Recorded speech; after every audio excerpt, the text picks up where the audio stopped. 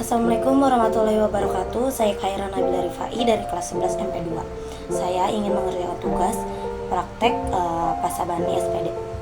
Istilah-istilah dalam ketenagakerjaan.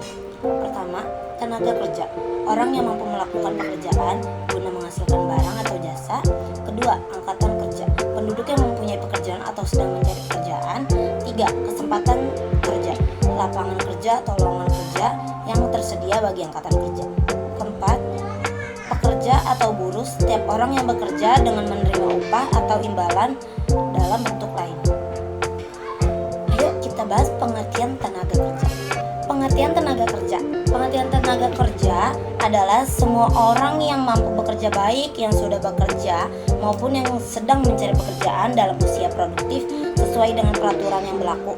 Di Indonesia biasanya tenaga kerja adalah penduduk usia 15 sampai 64 tahun. Jenis tenaga kerja menurut kualitasnya. Pekerja berkependidikan. Tenaga kerja memiliki ilmu dan keterampilan didapatkan dari proses pendidikannya. Contoh, dokter, guru, dan teknisi. Pekerja terampil.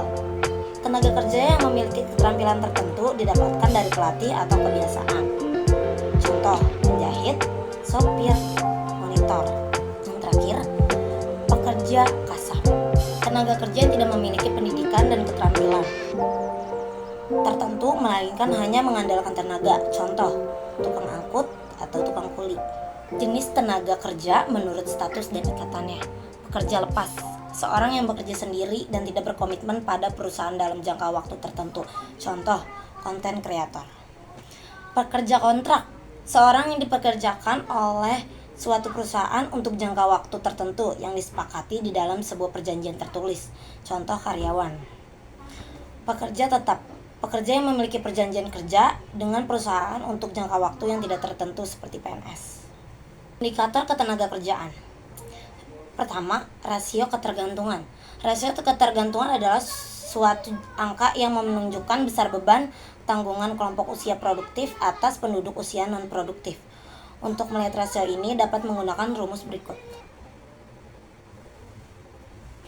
Aku belum kasih tahu kalau keterangannya itu usia non-produktif adalah usia dari 0 sampai 14 tahun dan usia di atas 65 tahun. Usia produktif adalah 15 tahun sampai 64 tahun. Jadi yang tadi aku sebutin pertama itu adalah produktif. Yang non-produktifnya itu dari 14 tahun dan usia di atas 65 tahun. Apa saja sih masalah ketenagakerjaan? Masalah ketenagakerjaan dapat timbul karena beberapa faktor seperti pendidikan, kesempatan kerja, maupun pertumbuhan ekonomi yang relatif rendah. Hal ini dialami oleh banyak negara termasuk Indonesia. Karena hingga saat ini masih banyak pengangguran atau lebih tepatnya bagi orang yang tidak bekerja karena minim lapangan pekerjaan. Dari banyak pengangguran disebabkan karena tingginya jumlah penduduk dan tidak diikuti dengan lapangan kerja yang cukup. Permasalahan ini merupakan yang paling utama di Indonesia. Begitu juga dengan rendahnya kualitas tenaga kerja dan pertumbuhan ekonomi yang menjadi faktor utama dalam timbulnya masalah ini. Timbul akibat jumlah angkatan kerja yang produktif tidak sebanding dengan jumlah lapangan kerja yang disediakan. Hal ini menjadi salah satu pemicu masalah pengangguran. Kualitas tenaga kerja yang rendah.